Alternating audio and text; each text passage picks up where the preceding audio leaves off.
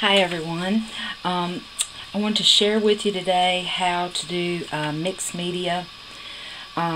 Here's the stuff that I'm going to be working with, and I've pre-prepped some so the video won't be so long, because I do want to show you how we put everything together. The first thing I started with was a plain canvas, and in fact I got it from Big Lots, and the first thing I do is I lightly coat it with gesso, and then I came back in and I mixed some of this glazing medium and acrylic yellow ochre, and I used a big brush and I just brushed it. I just wanted to go around the edges, the outside of it. Then I came back in with this color wash, cranberry color wash. I sprayed it and I took a paper towel and I just wiped it. So all the spots that I did not hit with the ochre got really, really pink looking, which I really like. I really like that. So I left it. So then I came in with a sponge, with a wet sponge, and on my color palette here you'll see I tend to not clean it till it builds up bad, but I pounced some russet, some of this, what color is this? This is King's Gold, and this Folk Art coffee bean. As you can see, I'm going for earth tones. I'm getting ready to redo my living room and kitchen, and so I'm going with earth tones. So then I just pounced and pounced, took off some. The last thing that I applied was the King's Gold, so that had the lighter edges, and I just was kind of going in a U shape. The next thing that I did was I took this. This is a new stamp set that I got from Mark's TV, and I took this right here and stamped it in Memento chocolate, and I stamped it around the edges. Don't put it on a block, okay?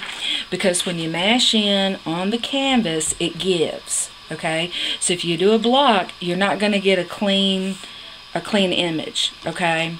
So the next thing I really wanted to show you is how I'm going to go back in, and with a tiny brush I'm going to pick up some of this King's Gold, and I'm just gonna, I don't know if you can see it because of the shadows and stuff, but I'm just gonna put it like right on the edge of each of these petals, because I really want them to look three-dimensional. I just take my finger and just blot it down, because I just want to highlight it, okay? So again, you don't even have to be picky on the lines, because really and truly this is not the focus of our piece. But I mean, I do want it to look nice, and I thought about using some white, but that's going to just be too stark. If you just barely brush some in on the very, very edges, you can even do several, and then just pounce your finger on them and just kind of smudge them in, and it'll just blend in with the colors that we've already done. We've got a really nice verse that we're going to put, and we want to get it really framed out well. I'm going to be posting this on my blog for my Word Art Wednesday challenge. We do scripture every week, and I just love framing scripture and hanging it in my house. So I hope that y'all will try this if you haven't already. It's just so easy, as you can see. And I'm not going to keep you here while I keep doing all this, because I'm just going to keep going around my edges. The purpose of what I like to do, I saw this on TV a long time ago. They were doing the walls, framing around windows. So what my goal is to kind of frame my scripture, and you build up your framing around the edges. So that's why. Now see how much better that looks with just a tiny bit of the King's Gold on there.